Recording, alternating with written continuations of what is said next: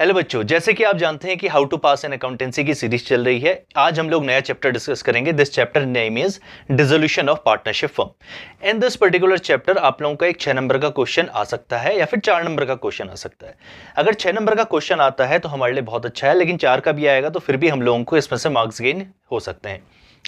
ये जो चैप्टर है ये 2 पार्ट्स में डिवाइड होता है, एक by preparation of account and by passing journal entry. इस दोनों को हम लोग सेपरेट देखेंगे कि हम लोग दोनों में से मार्क्स कैसे गेन कर सकते हैं। ठीक है, सिंपल वही चीज है जैसे अभी हम लोगों ने देखा था कि क्वेश्चन में से कोई चीजों को आइटम्स को पेस्ट करना है, अपनी आंसर शीट में लिखना है और आप लोगों को थोड़ा बहुत स्टेप मार्किंग मिल सकती है। ठीक है, अगर किसी भी बच्चे को ये चैप्टर बिल्कुल भी नहीं आता, आप मैं जैसे कि हम लोग जान के चल रहे हैं कि आप लोग how to pass an accountancy में you will be getting no knowledge of this. ठीक है, तो हम लोग आज बिगनिंग से शुरू करेंगे कि भाई इसमें कैसे हम लोग मार्क्स को सिक्योर कर सकते हैं। ठीक है, तो पहली चीज आप लोगों को रिफ्लेक्ट करवाने वाला हूं, इसका एक प्रोटोटाइप ऑफ द क्वेश्चन। ठीक है,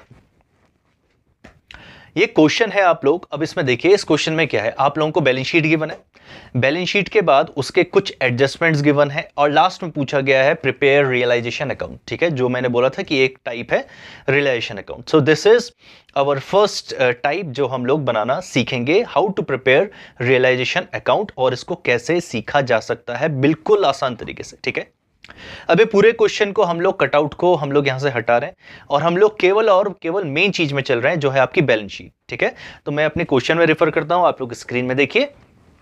तो हमारे पास जो क्वेश्चन है बच्चों, उसमें आपको बैलेंस शीट दिख पा रही होगी और हम लोगों को इसका तरीका आना चाहिए कि बैलेंस शीट से हम लोग कैसे कॉपी और पेस्ट करेंगे। ठीक है, जैसे कंपैरेटिव कॉमन में हम लोगों ने किया था वैसे ही कुछ इसमें इस बार भी करना है और हम देखेंगे कैसे कर सकते हैं। फर्स्ट थिंग, हमारे पास 2 चीजें हैं, एक है लायबिलिटीज और एक है एसेट्स। ठीक है, इस पर्टिकुलर चीज में लायबिलिटीज को हम लोगों को अपनी पूरी की पूरी एक तरफ रिकॉर्डिंग कर देनी है और लायबिलिटीज को हम लोगों को इस तरफ रिकॉर्ड कर देना है। पर्टिकुलर अमाउंट सारी लायबिलिटीज को इस तरफ रिकॉर्ड कर देना है और सारे के सारे एसेट्स को हम लोगों को इस तरफ रिकॉर्ड कर देना है। ठीक है, अब रिकॉर्डिंग का काम मतलब कॉपी पेस्टिंग का काम आप लोग कर सकते हैं और अगर आप इतना कर दिया 6 नंबर में से या फिर 4 नंबर में से आपको 50 या फिर 25 मार्क्स फिर भी गेन हो जाएंगे। ठीक है, तो सबसे पहले हम लोग बिल्कुल आसान तरीका अपनाते हैं, स्टेप बाय स्टेप देखेंगे कि कैसे हम लोग मार्क्स को सिक्योर करेंगे। तो our first criteria is transferring balance sheet items into realisation account. तो first thing we will be doing is, now अगर आपको दिमाग में आ रहा है कि सबसे पहले सर ने बोला हुआ है कि यहाँ पर कोई एसेट्स जितने भी एसेट्स हैं सबको उतार लिया जाए, तो अगर आप लोग यहाँ पर कोई 2 बैंक अकाउंट लिखने वाले थे तो ऐसा मत करिएगा। ठीक है, तो पहला एक्सेप्शन आपके पास आ गया कि banks detail will not be recorded in the realisation account. ठीक है, ये आप लोगों को थोड़ा सा ध्यान में रखना पड़ेगा कि बैंक की डिटेल्स हम लोगों को रिकॉर्ड नहीं करनी पड़ती है। अपार्ट फ्रॉम दैट हम लोग रिकॉर्ड करना शुरू करेंगे। तो पहली चीज है स्टॉक, तो हम लोग लिखते हैं टू स्टॉक। स्टॉक की जो भी वैल्यू है वहां पर को लिख लेंगे, दैट इज 24,000। ठीक है, नेक्स्ट वी हैव डेटर्स, तो हम लोग लिखेंगे टू डेटर्स और डेटर्स की वैल्यू 19,000 है, वो हम लोग एज इट इज उतार लेंगे। After debtors we have furniture, तो हम लोग लिख लेंगे टू फर्नीचर। फर्नीचर की वैल्यू है 40,000, तो हम लोग 40,000 यहां पर को उतार देंगे। ठीक है, next asset we have plant, plant की वैल्यू हम लोग उतार देंगे 2,10,000। नेक्स्ट वी हैव इन्वेस्टमेंट्स, तो हम लोग लिखेंगे इन्वेस्टमेंट्स, इन्वेस्टमेंट्स हो गया 32,000 का। ठीक है, दूसरा एक्सेप्शन हमारे पास आ गया एसेट्स में जो है आपका profit and loss account. This will not be going into the realisation account, ये आपको ध्यान में रखना पड़ेगा। ठीक है, जैसे जैसे आप क्वेश्चन करेंगे इतनी याद आपको हो जाएगी कि किस आइटम को इंक्लूड करना है और किसको एक्सक्लूड करना है। ठीक है, तो 2 चीज हो गई हमारे पास, हमारे एसेट्स हो गए। अब हम लोग आ जाते हैं अपने पास लाइबिलिटीज की तरफ। तो सबसे पहले है ट्रेड क्रेडिटर्स, तो सबसे पहले हम लोग लिखेंगे by trade creditors. Trade creditors की वैल्यू है 42,000। ट्रेड क्रेडिटर्स के बाद है हमारे पास एम्प्लॉइज प्रोविडेंट फंड, तो हम लोग लिख लेंगे एम्प्लॉइज प्रोविडेंट फंड। तो बच्चों एम्प्लॉइज प्रोविडेंट फंड का मतलब होता है कि एम्प्लॉइज का पैसा कंपनी के पास पड़ा हुआ है। ठीक है, तो employees provident fund external liability होती है। नाउ अब थोड़ा सा ध्यान में रख लीजिए, थोड़ी सी डिटेल ध्यान में रखिए। देखिए आपके क्वेश्चन में क्या हुआ है कि मिसेज एज लोन, हमारे पास पार्टनर है ए एंड के, 2 पार्टनर हैं। ए मतलब अनीश, के मतलब कनव। ठीक है, 2 पार्टनर हैं। मिसेस अनीश लोन, तो इसका मतलब पार्टनर की वाइफ से हम लोगों ने लोन लिया हुआ है। It is an external liability. Only external liabilities will be reflected here. Partner की डायरेक्ट लाइबिलिटीज नहीं आएंगी, ठीक है। पार्टनर ने अगर डायरेक्ट लोन लिया है वो नहीं आएगा। तो दोनों ही चीज इस क्वेश्चन में, इस क्वेश्चन को लेने का एक सबसे बड़ा रीजन ये भी था कि हम लोगों को ये समझ में आए। मिसेस एज लोन तो आएगा लेकिन कनव्स लोन नहीं आएगा, ठीक है। Direct loans from the partner is not going to be transfer in the realisation account, only external liabilities. इसका मतलब रिलेटिव हो, देखो स्पाउस तक का आ गया रिलेटिव, तो रिलेटिव का हमारे पास एक्सटर्नल लाइबिलिटी मानी जाती है। तो हम लोग लिखेंगे यहां पर को बाय मिसेस एज लोन, तो ये लाइबिलिटी मानी जाएगी और ये अमाउंट आ जाएगा 9000 का। तो हम लोग इसको लिखेंगे यहां पर को, ठीक है। लेकिन कनव्स लोन नहीं आएगा क्योंकि वो डायरेक्ट लाइबिलिटी है हमारे एक पार्टनर की।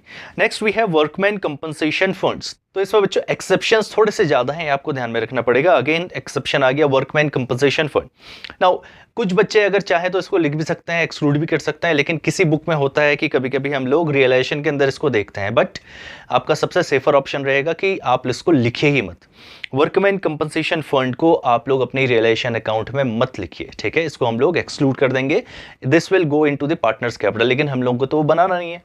हम लोग सिर्फ लिखेंगे अब इन्वेस्टमेंट फ्लक्चुएशन रिजर्व्स 4000 के। तो इन्वेस्टमेंट फ्लक्चुएशन रिजर्व तो आएंगे लेकिन वर्कमैन कंपनसेशन रिजर्व नहीं आएगा, ठीक है। Investment fluctuation funds will come hair. Now again उसके बाद लाइबिलिटीज के बाद हमारे पास कैपिटल है। तो कैपिटल की वैल्यूज भी इसमें नहीं आएंगी क्योंकि वो पार्टनर्स कैपिटल अकाउंट में जाएगा, ठीक है। तो हम लोगों ने देखा कि अभी सिर्फ हम लोगों ने इसको ट्रांसफर करना सीखा है, ठीक है। और हम लोग इसको अभी और 2-3 क्वेश्चन में देखेंगे कि इस बैलेंस शीट को कैसे ट्रांसफर किया जा सकता है। चलिए बच्चों दूसरा क्वेश्चन देखते हैं। इसमें हमारे पास लाइबिलिटीज और एसेट्स हैं। देखिए आप अपनी स्क्रीन में देख पा रहे होंगे। हम लोगों को अभी सिर्फ देखना है कि इसको ट्रांसफर करके हम लोग 2 या 3 नंबर कैसे सिक्योर कर सकते हैं, ठीक है। हम लोग ट्रांसफर करना शुरू करते हैं। जैसे एक्सेप्शन मैंने पहले बताया था कि कैश और बैंक हम लोग नहीं लिखेंगे, तो इन दोनों के अलावा सारे एसेट्स हम लोग इस तरफ रिकॉर्ड करेंगे और सारी लाइबिलिटीज हम लोग इस तरफ रिकॉर्ड करना शुरू करेंगे। तो पहली चीज हमारे पास है डेटर्स। तो कैश और बैंक तो आएगा नहीं, उसके बाद हम लोग लिखेंगे डेटर्स, और जो डेटर्स की वैल्यू गिवन है वो है 76,000, ठीक है। After 76,000 we have stock of 2 lakh. तो हम लोग लिख लेंगे स्टॉक को 2 लाख पे, 2 स्टॉक वैल्यू आ गई 2 लाख। स्टॉक की वैल्यू के बाद हमारे पास है furniture and lease hold premises. तो हम लोग लिख लेते हैं 2 furniture and 2 lease hold premises, ठीक है। फर्नीचर की वैल्यू है 20,000 और लीज होल्ड प्रीमाइसेस की वैल्यू है 1 लाख रुपए। तो एसेट्स तरफ के सारे हम लोगों ने ट्रांसफर करना फिनिश कर दिया है। Now moving out to liabilities. तो सबसे पहले है क्रेडिटर। तो यहां पर को लिखा जाएगा by creditors by outstanding expenses. Creditors की वैल्यू है 36,000 और एक्सपेंसेस की वैल्यू है 10,000।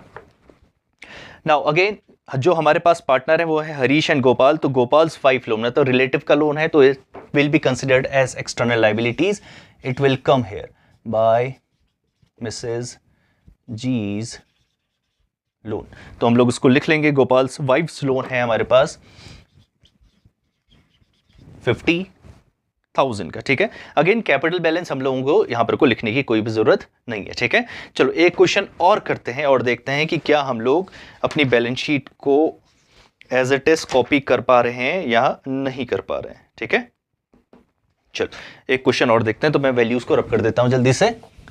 आप लोग तब तक क्वेश्चन को देखिए और मेरे साथ साथ या फिर मुझसे पहले आप ट्राई करिए कि आप लोग इसको अपनी कॉपी में उतारना शुरू करें, ठीक है। जो भी एक्सेप्शन होगा फिर आप लोग चेक कर लीजिएगा कि वो गलत हो रहा है या फिर सही हुआ है आपका, ठीक है। तो सिर्फ आप लोगों को उतारना है। पहली चीज हम लोग beginning with assets. The first is bank, no it will not come here. Other current assets, yes it will come. तो हम लोग लिखेंगे 2 other current assets. Other current assets की वैल्यू है 4,80,000। आई गेस आप लोगों ने भी इसको लिखा होगा। अदर करंट एसेट के बाद है मशीनरी मशीनरी के बाद है land and building. Land and building machinery तो 7 लाख और 15 लाख, ठीक है। लैंड एंड बिल्डिंग 15,000, पेटेंट्स 10,000, ठीक है। दोनों की वैल्यू उतार ली। तो अगर आपने profit and loss account and goodwill को लिखा है तो आप उसको रब कर दीजिए, इट विल नॉट कम है, ठीक है। तो प्रॉफिट एंड लॉस अकाउंट हम लोग पार्टनर्स कैपिटल में ट्रांसफर करते हैं, तो रियलाइजेशन में इसकी पोस्टिंग नहीं होती है। गुडविल भी हमारी पार्टनर्स कैपिटल में जाता है, उसकी पोस्टिंग रियलाइजेशन में नहीं होती है, ठीक है। तो इसमें 3 एक्सेप्शन थे, bank, profit and loss account and goodwill, ठीक है। Next moving on to the liabilities, creditor है outstanding expenses and provision for doubtful debts. तो हम लोग सबसे पहले लिखेंगे क्रेडिटर्स और outstanding expenses, that is 50 and 45, 50,000। फिर है आपका provision for doubtful debts, the value of provision for doubtful debts is 5,000। और फिर लास्ट है हमारे पास एक बैंक का लोन जिसका रेट भी आपको दिखा रखा है 9% लोन, ठीक है। 9% लोन है आपका 15 लाख रुपए का। देखो हम लोगों ने सारी पोस्टिंग कर दी। इसके बाद कैपिटल, आपको पता है कैपिटल तो कैपिटल अकाउंट्स में चले जाएगा, ठीक है। तो नाउ मूविंग ऑन कि अब हम लोग जब 2 नंबर सिक्योर कर चुके हैं अपने, तो क्या हम लोग पूरा क्वेश्चन अटेम्प्ट करके आ सकते हैं? क्या इतनी कॉम्प्लिकेटेड चीजें हो सकती हैं इसमें कि हम लोग 6 नंबर या फिर 4 नंबर नहीं ला पा रहे हैं, ठीक है। Let's begin. तो एक क्वेश्चन हम लोग अब देखते हैं। ये आपकी स्क्रीन के सामने एक क्वेश्चन आ गया बच्चों, ठीक है। जब तक मैं रब कर रहा हूं, आप लोगों का काम यही है, सबसे पहले आप रियलाइजेशन अकाउंट बनाइए और पोस्टिंग कर दीजिए, ठीक है। Our first step to securing the number 2 marks will be transferring assets and liabilities into the realisation account. तो चलो, आई होप कि आप लोगों ने काफी चीजें रिकॉर्ड कर ली होंगी मेरे ये रब करने तक, ठीक है। क्वेश्चन की डिटेल्स क्या क्या हैं? सीडीई पार्टनर है 311 के, उन्होंने डिसाइड किया कि अब वो लोग बिजनेस को बंद कर देंगे, ठीक है। अब सबसे पहले जो हम लोगों ने देखा था कि सबसे पहले ट्रांसफर करेंगे या नहीं करेंगे, तो हमारे पास 5 आइटम है, 5 में से 4 आइटम एसेट्स में ट्रांसफर कर दिए जाएंगे। पहला है आपका machine, second is investment, after investments we have stock and debtor, stock debtors, bank will not come here जैसे आपको पता है। values are 3 lakh 3 lakh 20, stock and debtor की वैल्यू कितनी है? 2 लाख और 1 लाख, ठीक है। तो आई गेस ये तो आप लोगों ने भी ट्रांसफर कर दिया होगा। फिर हम लोग लाइबिलिटीज की तरफ आ जाते हैं। हमारे पास क्या क्या वैल्यू है? By C's loan. Now partner का डायरेक्ट नाम दिया है तो नहीं आएगा, रिलेटिव मिस्टर या फिर मिसेज ऐसा करके होता तो हम लोग लिख लेते, this will not come here, ठीक है। This is your first exception. Capital accounts again will not come here. Sundry, creditors and bills payable, तो 2 चीजें आएंगी हमारे पास, एक तो 1 लाख रुपए की है और एक 2 लाख रुपए की है, ठीक है। sundry, creditors and by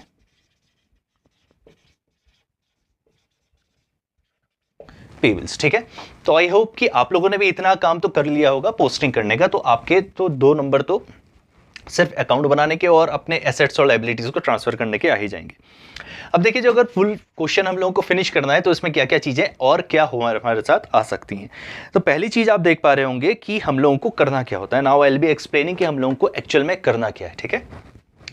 business बंद हो रहा है तो अब तो बिजनेस कंटिन्यू होगा नहीं, तो जितनी भी बिजनेस की प्रॉपर्टी है वो सब बेच दी जाएगी।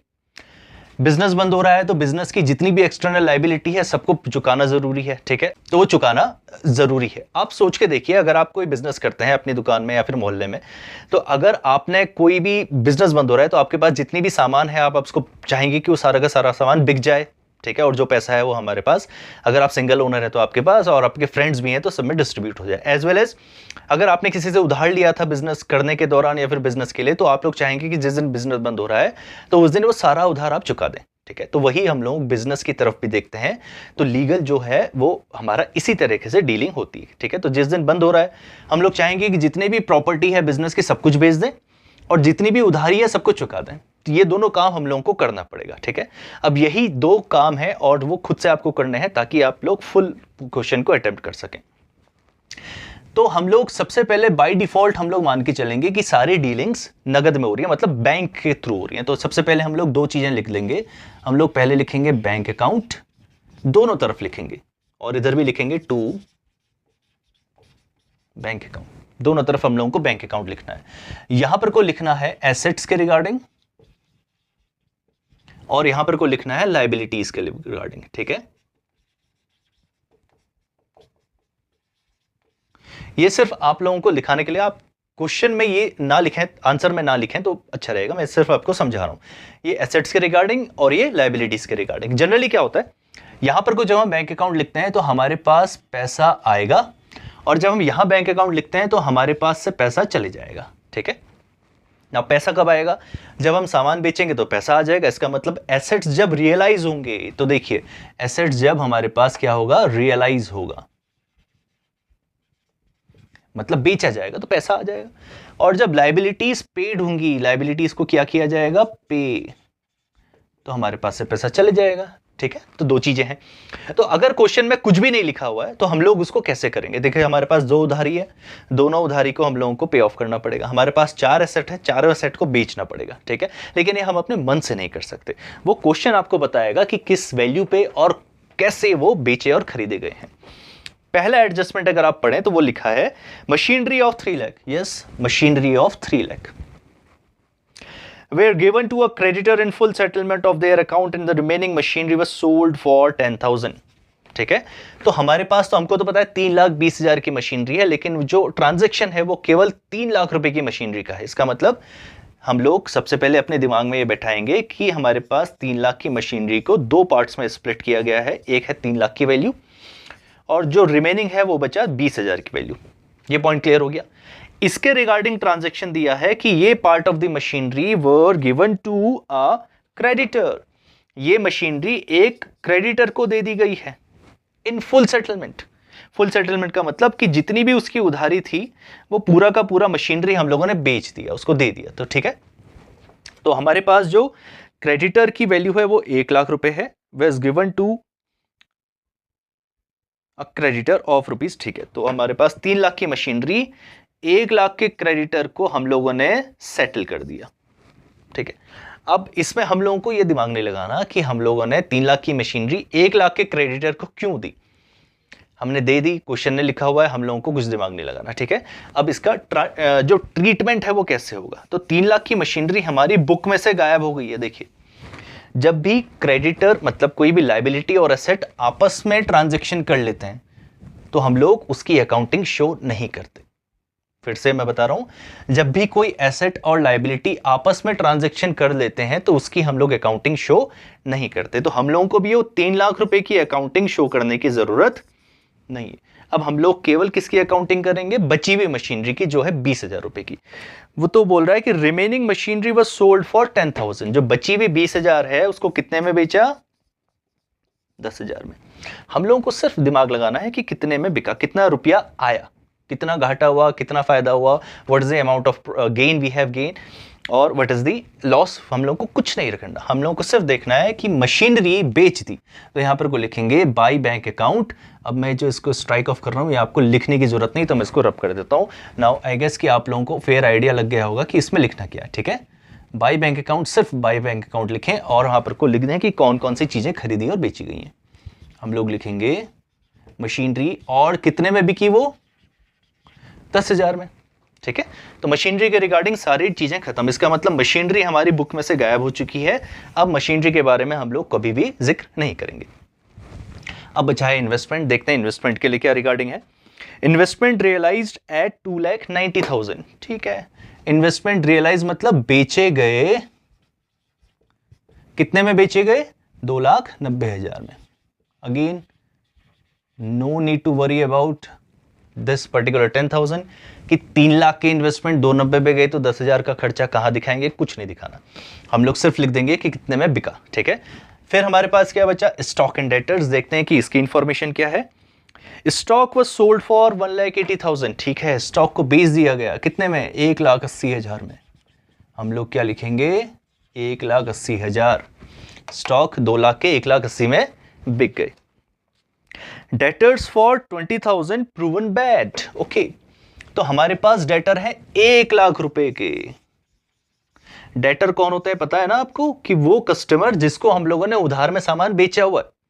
तो 1 लाख रुपए के कस्टमर मार्केट में हैं जिससे हम लोगों को पैसा लेना है। क्वेश्चन इज सेइंग अस कि 20,000 के debtor have proven bad. Proven bad का मतलब वो पैसा लौटाने आए नहीं। उनको कितनी कॉल करना है, please return us the money, please आपका 20,000 रुपया बचा है उसको वापस करिए। उन्होंने कोई रिस्पॉन्ड नहीं किया। इट मीन्स हम लोगों ने माना कि पूरा का पूरा नुकसान हो चुका है, ये पैसा हम लोगों को नहीं मिलने वाला। तो इट मीन्स ये हिडन इंफॉर्मेशन भी है हम लोगों को क्वेश्चन में दी गई कि अगर 1 लाख में से 20,000 नहीं मिल रहा है तो मिला कितना होगा, हम लोग कितना लिखेंगे, 80,000। ठीक है, थोड़ा सा हम लोगों को लॉजिकली यहां पर को देखना पड़ेगा। 1 लाख में से 20,000 के डेटर्स प्रूवन बैड हो गए, मतलब बैड डेट्स हो गया, वो पैसा मिलने ही नहीं वाला कभी। तो इसका मतलब अच्छे डेटर कितने रहे होंगे, 80, उन्होंने पैसा लौटा दिया होगा। तो क्वेश्चन आप लोगों से दूसरी तरीके की इंफॉर्मेशन शेयर कर रहा है। Now realization expenses. Realization expenses का मतलब क्या होता है कि भाई खरीदना है, बेचना है, काफ़ी चीज़ें झंझट होती हैं, उसमें आपका पैसा भी खर्च होता है। तो रियलाइज करने में मतलब लाइबिलिटीज़ पे ऑफ करने में, एसेट्स को रियलाइज करने में हमारा कितना खर्चा आ गया, 10,000 रुपये का। तो जैसे मैंने दिखाया यहाँ पर को क्या, अगर हमारा खर्चा होगा तो कहाँ रिकॉर्ड किया जाएगा, it will be recorded here. ठीक है, तो उसको रिकॉर्ड यहाँ करना है। ये सिर्फ लाइबिलिटीज पेड और मैं यहाँ पर को दिखाया था। टू बैंक अकाउंट, तो पहली चीज पता है मुझे क्या है हमारे पास, रियलाइजेशन कितने का खर्चा आया, 10,000 का खर्चा है। ठीक है, नाउ चेक, मशीनरी के बारे में हो गया, इन्वेस्टमेंट हो गया, स्टॉक हो गया, डेटर हो गया। इसका मतलब और कोई एसेट नहीं है जिसको हम लोगों को बेचना है। तो इन सारी वैल्यूज को हम लोग ऑर्डर कॉलम में लिख देंगे। ऑल्दो आप पहले से ही इंफॉर्मेशन को ऑर्डर कॉलम में भी लिख सकते हैं, लेकिन ये थोड़ा सा प्रोफेशनल दिखाने के लिए है कि बैंक की डिटेल्स हम लोगों ने इनर कॉलम में लिखी है और टोटल बैंक का बैलेंस यहाँ पर को लिख दिया। ठीक है, नाउ डेटर का तो out of the court settlement हो गया है, तो वो हम लोग ट्रांजैक्शन को लिखेंगे नहीं। तो बची केवल एक उधारी हमारे पास, बिल्स पेबल है, तो हम लोग लिखेंगे बिल्स पेबल, और बिल्स पेबल की वैल्यू है 2 लाख रुपए। तो हमारी जेब से कितने रुपए गए, 10,000 का खर्चा, 2,000 की उधारी, तो हमारी जेब से 2,10,000 रुपए चले गए। और हमारे पास आए कितने देखते हैं, 290 प्लस 3 बिकम्स 3 लाख, 4,80,000, 4,80,000 में फिर से 80 जोड़ेंगे तो 5,60,000। तो हमारे पास आ गए 5,60,000, हमारी जेब से चले गए 2,10,000। तो बैंक का आप लोग आई गेस फेयर आइडिया आपको लग चुका होगा। ठीक है, तो ये आपने पूरा का पूरा क्वेश्चन बना लिया है। बस अब लास्ट एंड फॉरमोस्ट थिंग है जो आप लोगों को करनी है, वो क्या है, जो आज तक आप करते आ रहे हैं, दोनों साइड का टोटल, फिर आप चेक करिए कि कौन सी साइड ज़्यादा आ रही है, कम आ रही है। जो भी चीज़ है वो पार्टनर्स की कैपिटल में उसको ट्रांसफर कर दीजिए। जैसे हमको पता है कि इनका रेशियो है 3:1:1। ठीक है, तो हम लोग चेक कर लेते हैं कि हमारे पास टोटल किस तरफ का ज़्यादा आ रहा है। तो हमारे पास टोटल ना इस तरफ का ज़्यादा आ रहा है, 3 + 3 + 3 9, और ये तो इस तरफ आ रहा है, तो 11,30,000। तो यहाँ पर को भी लिख लेते हैं 11,30,000। ठीक है, टोटल हमारा दोनों तरफ का आ गया। अब इस तरफ को अगर हम देखें 3 और 5, तो 5,60,000। तो डिफरेंस हमारे पास जो आ रहा है वो है 2,70,000 का। ठीक है, 2,70,000 का हमारे पास बैलेंसिंग वैल्यू बच रही है। और आपको पता है कि हमारे पास ये ट्रांसफर हो जाएगा by loss on realization transfer to how many partners we have, CDE, to CDE's capital account। देखो इस तरह लिखना है आपको, C's capital account। और ट्रांसफर कैसे किया जाएगा अमाउंट, आपको जैसे कि ये है कि आपका ये बैलेंसिंग वैल्यू है 2,70,000 की, इसको डिवाइड कर देंगे इनके रेशियो के टोटल से। 311 बिकम्स 5, तो 5 से इसको डिवाइड करेंगे तो 5 5 या 25, 2 बचा, तो कितना आ गया 4। तो 54,000 की कॉमन वैल्यू है। तो हमारे पास जो 311 का है तो 54,000 इसको मिलेगा, 54,000 ई को भी मिलेगा, लेकिन 54,000 का 3 टाइम्स सी को मिलने वाला है। ठीक है,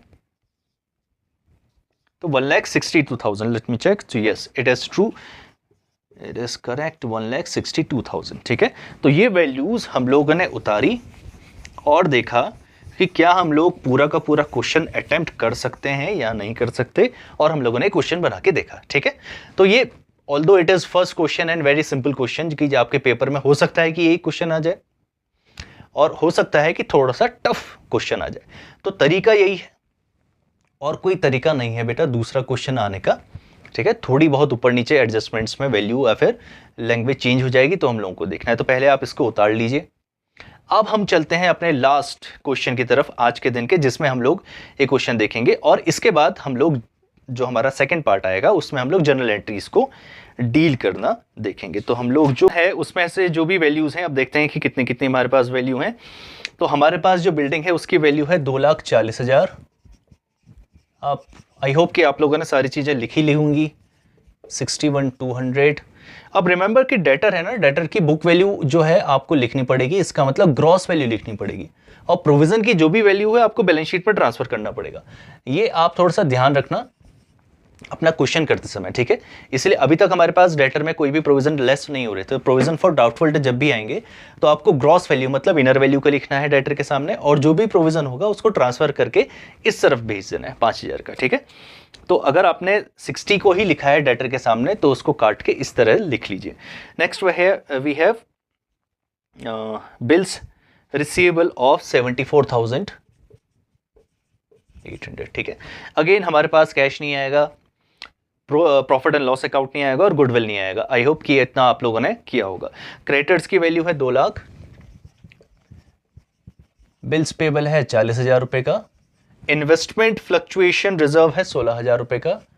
और क्वेश्चन को देखते हुए क्योंकि प्रतिमा इज आवर पार्टनर, तो डायरेक्टली पीज लोन दे रखा है, प्रतिमाज लोन, तो वो नहीं आएगा। उसके रिलेटिव का होता तो जरूर आ जाता, तो वो नहीं आएगा, ठीक है। और कैपिटल बैलेंसेस तो हमारे पास नहीं आते। तो पोस्टिंग तो हम लोगों ने कर ली। अब पढ़ते हैं कि इसको डीलिंग कैसे किया जाएगा। तो जैसे अब नेक्स्ट क्वेश्चन में हम लोगों ने देखा था, हम लोगों को क्या लिखना है,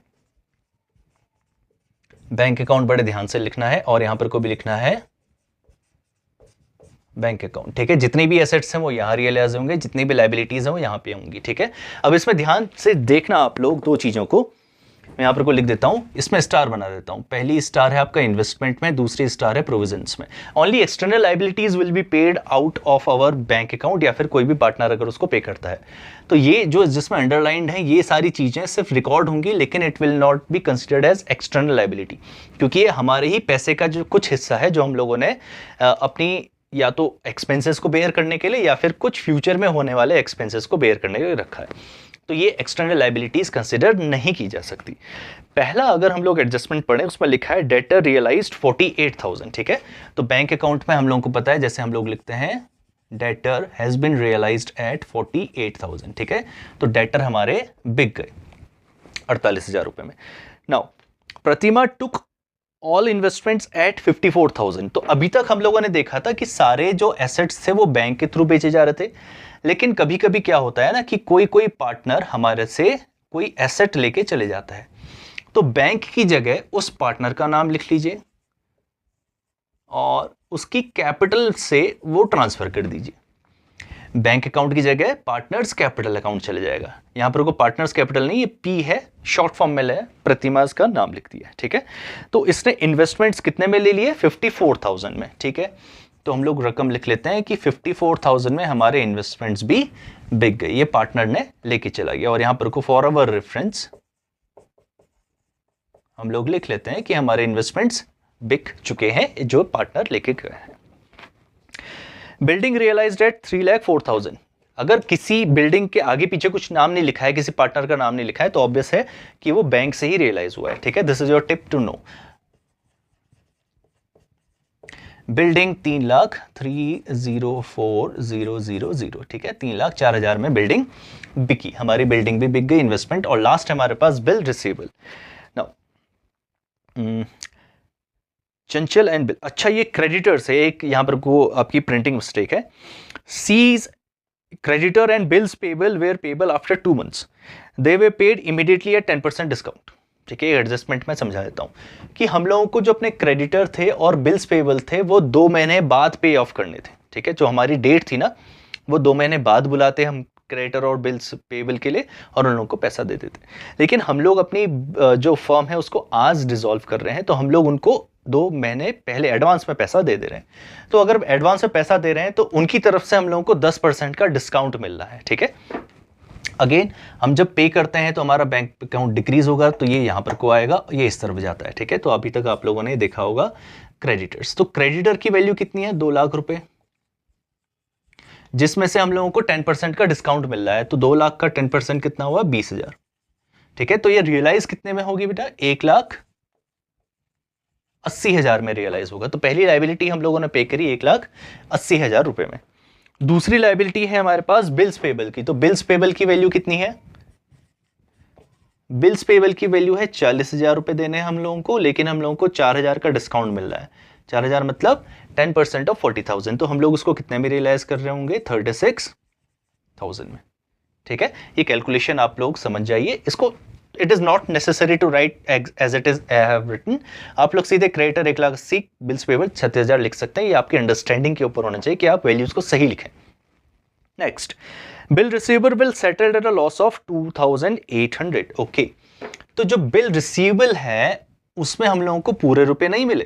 कितने रुपए नहीं मिले हम लोगों को, तो हम लोगों ने बिल्स को रियलाइज किया जिसमें हम लोगों को लॉस हुआ 2,800 रुपए का। तो हम लोगों को कितने रुपए मिले होंगे, 72,000। अगेन क्वेश्चन का आंसर बताने का दूसरा तरीका कि bills receivable have been realized at 72,000, ठीक है। जैसे पहले क्वेश्चन में था कि भाई इतना रुपया नहीं मिला, कम मिला, ठीक है। Again last, realization expenses amounted to 5,000, ठीक है। जो भी खर्चा हुआ है खरीदने बेचने में वो कितने का हुआ है, 5,000 रुपए का। तो आपको पता है जब भी बैंक अकाउंट डिक्रीज होता है तो कहाँ लिखेंगे, तो हम लोग लिखेंगे रियलाइजेशन एक्सपेंसेस अमाउंटेड टू 5,000। और 1 2 3 सारी चीजें बिक गई। ये भी इसके बारे में भी जिक्र है, इसके बारे में भी, जैसे मैं पहले बता चुका हूं कि इन दोनों को बेचने की जरूरत नहीं है, तो ये इसमें क्वेश्चन में भी कोई डिस्कस इसमें नहीं किया गया है। बस अब देख लेते हैं कि हमारे पास कितनी वैल्यू है, ठीक है। 48 एंड 72 एंड 3,04,000 को टोटल करेंगे, 1,80,000, 36 और 5 को टोटल करेंगे, ठीक है। इसको हम लोग उतार लेते हैं। Okay, so this is coming as 4,24,000, ठीक है। और 1,00,000 इसमें 0, हाँ, तो इसकी वैल्यू आ रही है 2,21,000 रुपए, ठीक है। नाउ अब हमको क्या चेक करना है, क्या क्वेश्चन में कोई ऐसी कोई चीज है जो हम लोगों ने उसमें उतारी नहीं थी। Yes, we have written all the things. Although question is asking for preparing partners capital account, cash account and close the books, तो हम लोगों को वो बनाने की जरूरत नहीं है, क्योंकि आजकल देखा जा रहा है कि आप लोगों को सिर्फ अगर क्वेश्चन में पूछा जाता है अकाउंट बनाने का तो सिर्फ रियलाइजेशन अकाउंट बनाना है आप लोगों को, ठीक है। तो ये although this is from the book not from the sample paper, तो आप अगर सैंपल पेपर को रिफर करेंगे कोई सा भी, जैसे मैंने आपको बोला है कि आप सबसे पहले जाके सैंपल पेपर खरीदें, अगर आप सैंपल पेपर को रिफर करते हैं तो उसमें आप लोगों को केवल और केवल रियलाइजेशन अकाउंट बनाने की प्रिपरेशन होती है। आपको partners capital account, balance sheet, cash account कुछ नहीं बनाना, इसलिए मैं आपको वो सिखा भी नहीं रहा हूं, ठीक है। तो हम लोगों ने अपना आंसर पूरा का पूरा डन कर दिया है। Now it is up to you कि आप इसको क्या करें, आप इसको सॉल्व करें, कौन सी साइड ज्यादा आ रही है, जिस तरफ भी आ रहा है उसको पार्टनर्स के कैपिटल अकाउंट में डिस्ट्रीब्यूट कर दीजिए, ठीक है। चलो अब इसको फिनिश कर लेते हैं। हमारे पास कितनी वैल्यू है, तो हमारे पास 7,39,000 जो है वो वैल्यू आ रही है इस तरफ की। कितनी आ रही है, 7,39,000। तो इसका मतलब हमारे पास इस बार इनकम ज्यादा हो रही है, तो हमारे पास जो भी पैसा आ रहा है वो ट्रांसफर हो जाएगा। तो हम लोग लिखेंगे to profit on realization transfer to how many partners we have, C and P. C's capital account and P's capital account, ठीक है। तो बैलेंसिंग वैल्यू कितनी है हमारे पास, बैलेंसिंग वैल्यू आ रही है 69,000 की, और पार्टनर्स का जो रेशियो है वो है 3:2, ठीक है। तो क्या करेंगे हम लोग, 69,000 बैलेंस को 3 + 2 becomes 5, इससे इसको कैंसिल आउट करेंगे तो 5 बन जा 5, एक वैल्यू बची, 5 3 जा 15, 4 बचा, और यहाँ पर को आ गया 8 और 0 0। तो 13,800 को पहले 3 से मल्टीप्लाई करेंगे, फिर 2 से मल्टीप्लाई करेंगे, ताकि हम लोग अपनी C और P की वैल्यू निकाल सकें। तो C की वैल्यू आ रही है 41,400 और P की वैल्यू आ रही है 27,600। ठीक है, तो हमारा आंसर डन हो चुका है। Now I will be leaving you with some sample questions जो आपको तैयार करने हैं। जस्ट रिमेंबर, लास्ट बार आप लोगों को रिवाइज करवा देता हूं। अगर एसेट्स में कुछ नहीं लिखा है तो वो बैंक से रियलाइज हो रहा है। अगर एसेट्स में किसी पार्टनर का नाम है तो हम लोगों को सिर्फ दिमाग नहीं लगाना, लिख देना है बाई पार्टनर्स कैपिटल अकाउंट, जितने में बिका है वो लिख दो, नीचे फॉर अवर रेफरेंस वो लिख लेना कि वो कौन सा एसेट लेके गया। अगेन, अगर लाइबिलिटी पे ऑफ हो रही है, खुद से क्वेश्चन में लिखा हुआ है, तो उसको उतने में पे ऑफ कर दो। अगर नहीं हो रही है तो आप बैंक के थ्रू उसको पे ऑफ कर दो। कभी कभी क्या होता है कि जैसे पार्टनर एसेट लेके गया है तो पार्टनर कभी कभी अपनी जेब से लाइबिलिटी भी पे कर देता है, तो आपको वही करना है, बैंक में लाइबिलिटी की जगह उस पार्टनर का नाम आ जाएगा। सपोज यहाँ पर को होता तो बाय हम लोग लिखते 2 P's कैपिटल अकाउंट, और जो भी लाइबिलिटी है वो अपनी जेब से पे ऑफ कर रहा होता तो वो अमाउंट यहाँ पर को आ जाता। ठीक है, और तो नेक्स्ट पार्ट में हम लोग देखेंगे कि हम लोगों को रियलाइजेशन के अलावा जो जनरल एंट्री बनानी होती है, तो जनरल एंट्री हम लोग कैसे बना सकते हैं, और क्या हम लोग जनरल एंट्री बना के भी पूरे 6 नंबर ला सकते हैं या नहीं ला सकते। Until then study.